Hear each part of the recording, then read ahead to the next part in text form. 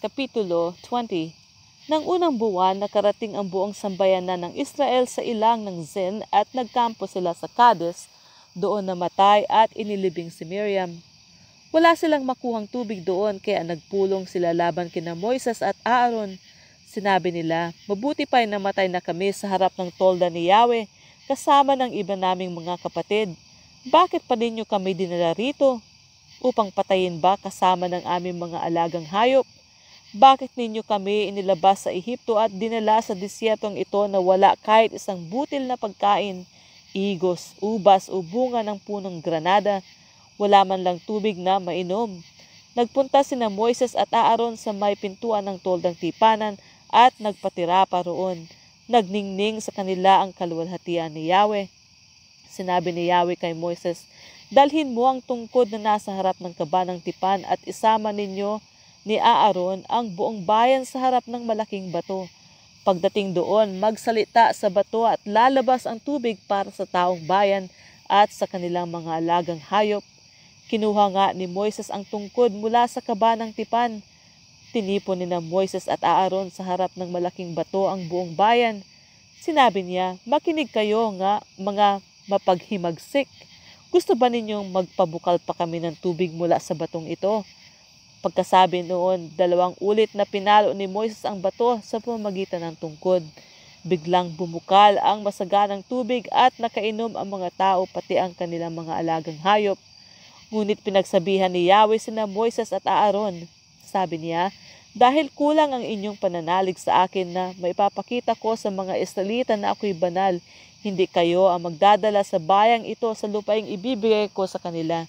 Nangyari ito sa bukal ng Meriba, kung saan nagreklamo ang Israel laban kay Yahweh at ipinakita niya na siya ay banal. Mula sa Kades, nagpasabi si Moises sa hari ng Edom, ito ang ipinasasabi ng bayang Israel na iyong kamag-anak, hindi kaila sa inyo ang mga kahirapang dinanas namin. Alam mong ang mga ninuno namin ay nagpunta sa Ehipto at nanirahan doon ng mahabang panahon. Ngunit kami at ang aming mga ninuno ay inapis ng mga Ehipsyo. Dahil dito, dumaing kami kay Yahweh.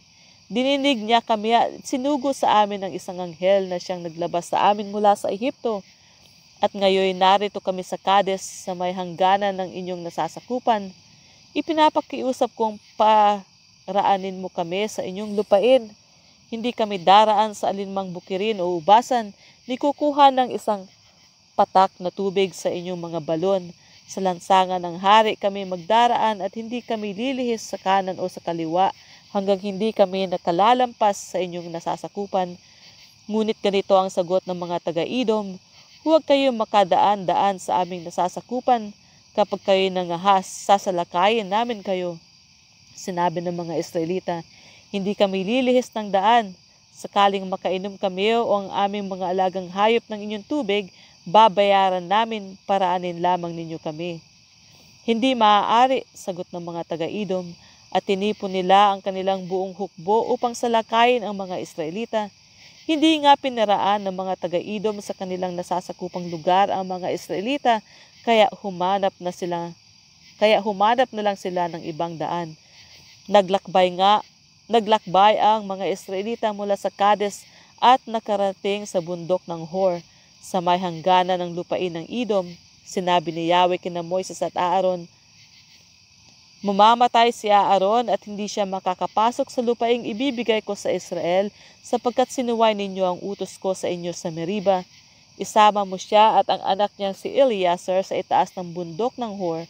Pagdating doon, hubarin mo ang kasuotan niya at isuot mo iyon kay Eleazar at doon na mamamatay si Aaron. Ganoon nga ang ginawa ni Moises. Umakyat sila sa bundok habang nakatingin ang buong bayan. Pagdating sa itaas ng bundok, hinubad ni Moises ang kasuotan ni Aaron at isinuot kay Eleazar. Doon ay namatay si Aaron, subalit sina Moises at Eleazar ay bumalik sa kapatagan. Nang malaman ng sambayanan na patay na si Aaron, 30 araw silang nagluksa.